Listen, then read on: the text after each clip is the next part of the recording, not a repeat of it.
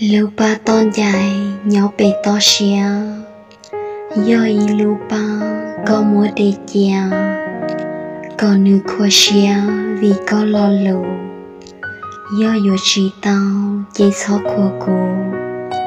vì tứ chỉ rong bị ban chuồn lại, có niên nụ sai nhỏ muốn đo mong, kể cầu chỉ bao chỉ khâu sang không. Có thiết chỉ cụ lưu của mua bóng, do ba to xia chỉ mua chỉ dư, có để thầu tư lo chỉ chưa cá,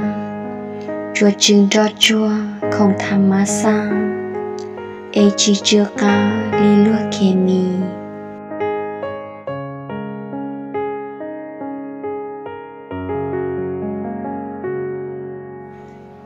Giờ cụ do ý lưu ba to xia, lo khía có bao cụ mua kế nhà,